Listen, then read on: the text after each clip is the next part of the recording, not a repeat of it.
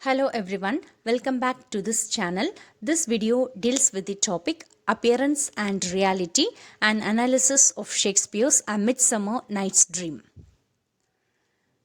Let us have a look at the source of this play. There is no definite source of this play. Shakespeare drew from various works for several aspects of this play, such as Plutarch, translated by Thomas North, titled The Lives of Noble Grecians and Romans, which was published in 1579.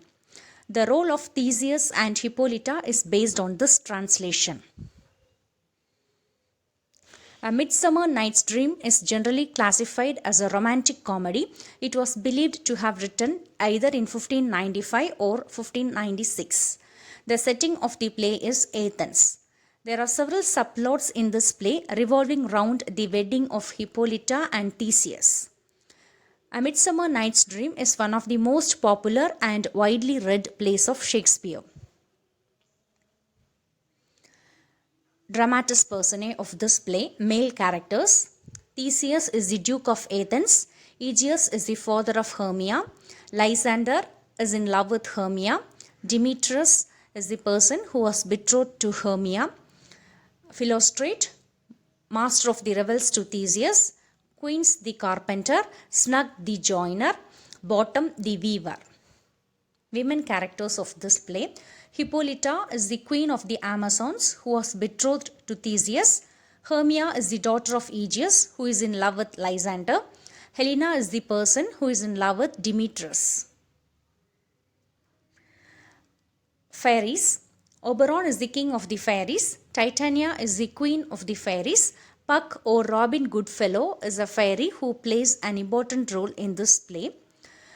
Peace Blossom, Cobweb, Moth and Mustard Seed are the other fairies who belong to the fairy world. Characters in the interlude performed by the clowns: Pyramus, Thisbe, Wall, Moonshine and Lion. These are the events on which the play is based on.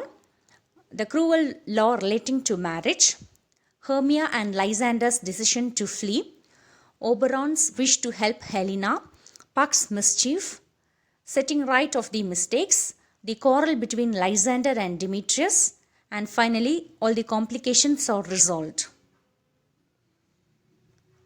The play revolves around the four plots, and the four plots deal with the court party of Theseus, the four young lovers, that is Lysander and Hermia, Demetrius and Helena, the fairies and the rude mechanicals or would-be actors. There are several themes in this play such as appearance and reality, love's difficulty, magic, dreams, jealousy, mischief, transformation, unreason, reversal, etc. I have chosen up appearance and reality as the topic of the presentation. As the maxim goes, all that glitters is not gold. The way some characters appear to the other characters and the way they appear to the audience on the other is often different. Appearance and reality is one of the key themes of this play. And in this play, we find everyone to be confused. The title itself is a sign of confusion. The title itself indicates a sign of confusion that is about to come. However, this theme, appearance and reality, develops the theme. And also we find dramatic irony, sarcasm and situational irony in this play. So in this play we find the two worlds, the fairy world and the human world. The fairy world intervenes the human world and creates all kinds of illusions as the event progresses. Puck, the fairy servant, tricks on the lovers and bewilders them by applying the juice of a magical flower. And the four lovers, Lysander, Hermia, then Demetrius and Helena, they are lost in the forest. Also it indicates that they have lost their grip on reality. When the play opens, we find Theseus complaining that there are 4 days more for his marriage with Hippolyta. And Hippolyta responds thus: 4 days will quickly steep themselves in night. 4 nights will quickly dream away the time. The reference dream away the time foreshadows the dreams and magical occurrences of the play. We find Hermia in the play saying, Lysander, help me, do thy best to pluck this crawling serpent from my breast. Oh me, for pity, what a dream was here. Here the dream represents the mirror of reality. And here Hermia is abandoned and betrayed by Lysander, and she has to battle the snake. And Hermia is betrayed by Lysander because of the mischief of Puck. And she has to battle the snake, which is none other than Helena, who is none actually. Helena represents the snake here, and Lysander is at fault, and Hermia is hurt not only in the dream world but also in reality. Oberon hints that the young Athenians have to consider the past as a dream in their night, and they have to forget all the mischief of Puck.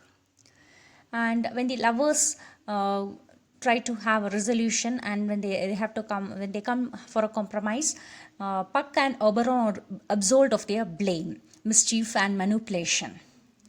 And the dream world is considered as a remedy, an excuse for all the mischief done by Puck.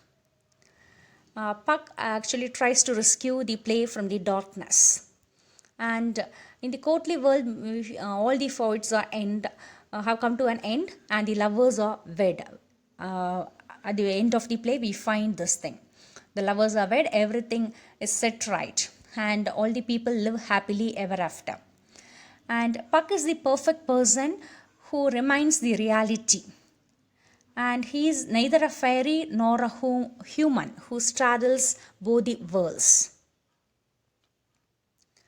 Puck brings out the reality that the night time is not only for lovemaking and fairies. Also, it is for this is the time for terrifying animals and the dead. And he has more objective perspective and has versions of reality of this play. Theseus presents different perspectives of reality by saying that the lover, the madman, and the poet have too much imagination, which distort their version of reality. Theseus is more practical and closer to the truth. Titania reveals that the human world is disturbed by her quarrels with her husband Oberon. And the relationship between magic and natural world is highlighted here. Things in the magical world becomes right when there is a balance in the natural world. So there should be balance between the natural world and the magical world. So man feels the effect of magic on his environment, and he interprets it as some natural failing. Titania's fairies are named for natural and country things. The natural world complements the magical one rather than contrasts it. Oberon rescues the play from a dark ending, and he provides a lighter and happier account of man's place in the natural world. The title itself indicates an atmosphere of fantasy, whimsy, and imagination. All the characters here experience events, and they experience it more like a dream than reality. And in this play, we find Midsummer's Day or St. John's Day, which was observed on 24th of June. But in this play, it is dated as April 20th. During St. John's Day, bonfires were lit, and the houses are decorated with garlands, and carols are sung. Pagans and triumphs were played, and dramas were enacted. And St. John's Day is one of the most joyous anniversaries of the Christian year. There are also traditional associations of the occasion, and it was an old belief that the fairies, witches, and spirits have potent sway over Midsummer Eve. So, Midsummer's Eve was not only for celebrating fertility, not only planting and harvesting of crops, but also dating and marriage. It is an excuse to party outdoors, like dancing, drinking, and collecting medicinal herbs. Also, there is an effect of magic and mystery on this day. The spirits ran round causing mischief. The teenage girls dream about the guys whom they love and whom they like to marry. The title itself captures the festive vibe.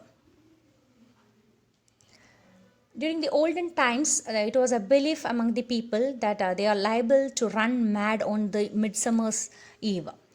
And it is very evident from the behavior of the two pairs of lovers, that is Lysander and Hermia, Demetrius and Helena, and also the mechanicals and fairies. They all have the effect of midsummer. So the epilogue itself emphasizes the dreamlike quality of the play. Some important quotes of this play. Love looks not with the eyes, but with the mind, and therefore is winged Cupid painted blind.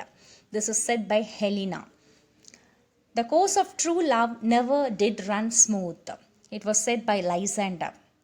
I will follow thee and make a heaven of hell to die upon the hand I love so well, said by Helena. And yet, to say the truth, reason and love keep little company together nowadays, said by Bottom. Lord, what fools these mortals be, said by Robin. Are you sure that we are awake? It seems to me that yet we sleep, we dream, said by Demetrius. And Theseus says, lovers and madmen have such seething brains, such shaping fantasies that apprehend more than cool reason ever comprehends. The lunatic, the lover, and the poet are of imagination all compact. One sees more devils than vast hell can hold. That is, the madman. The lover, as all frantic, sees Helen's beauty in a brow of Egypt. The poet's eye in fine frenzy rolling doth glance from heaven to earth, from earth to heaven, and as imagination bodies forth the forms of things unknown, the poet's pen turns them to shapes and gives to airy nothing a local habitation and a name. The message of this play: what began as a comedy can now be understood as a view upon life and upon love. Thank you.